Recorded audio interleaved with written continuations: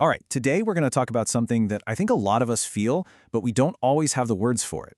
We're breaking down 5 key signs that you might have a weak executive function.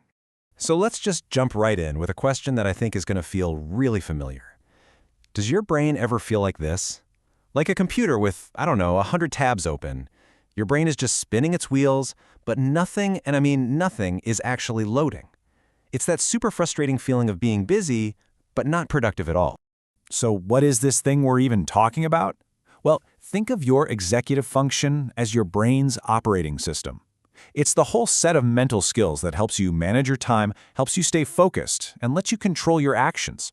And you know, when that OS is running smoothly, life feels pretty manageable, right? But when it's not, that's when you get the lag, the crashes. This leads us to a concept called the silent collapse. And I have to say, I love this way of framing it because it takes the blame off of you. This isn't about being lazy or undisciplined. It's about recognizing that a really crucial mental system is just underperforming.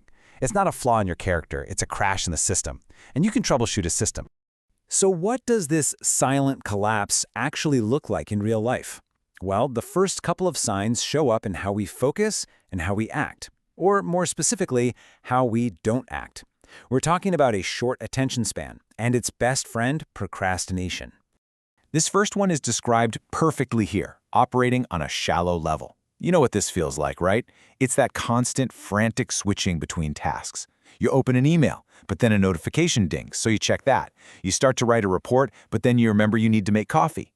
You're just skimming the surface of everything without ever going deep enough to actually finish a single thing. And that leads us right into sign number 2, which this quote just nails. We always beat ourselves up for procrastinating, right? We call it laziness.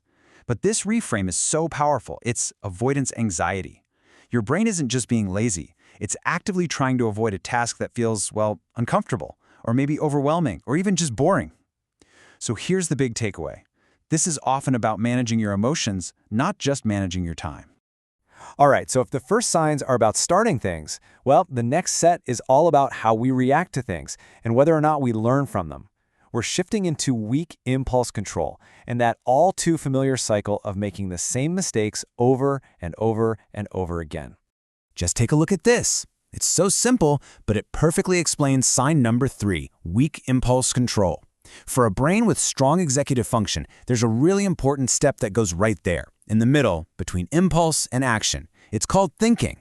But when that executive function is weak, that middle step, the thinking part, it just disappears. You get an impulse, maybe to check your phone in a meeting or to blurt something out, and you just do it. The brakes aren't working. And that flows directly into our 4th sign, repeating mistakes. So why does this happen? A lot of the time, it comes down to a lack of something called metacognition. It sounds complicated, but it's really just your brain's ability to step outside of itself and think about its own thinking. It's that skill of looking at a choice you made and asking, hey, how did that work out? What could I try differently next time? And without that ability to reflect, to have that little internal debrief, we just get stuck. And you know, when you put all of this together, it leads to our 5th and final sign. And this one isn't so much about what you do, but how you feel. It's that pervasive, internal state of being constantly and totally overwhelmed. Sign number 5 is all about this, lacking cognitive quiet. I mean, does it ever just feel like your brain is never, ever quiet? Like you're constantly being bombarded, either by noise from the outside world or your own anxieties on the inside. A healthy executive function works like a filter or a bouncer for your brain, creating space to think. But when that filter is weak, everything gets in. Everything feels loud, urgent, and overwhelming. And it makes focus feel pretty much impossible. Okay, so after hearing all of that, you might be feeling a little seen, maybe even a little discouraged. But listen, this is actually the most important part of this whole conversation, because just understanding the problem, well, that's the very first step to taking back control. This is where we talk about the path forward. And this right here is the absolute most crucial thing to take away from our time together. Seeing yourself in these signs does not mean you are a procrastinator. It does not mean you are impulsive. These are not your identity. They are just symptoms, indicators that your brain's operating system is underperforming. And the beautiful thing about an operating system, it can be updated. It can be optimized. You can improve its performance. So that brings us to our last question for you. We started this whole thing with that image of a computer with way too many tabs open, right?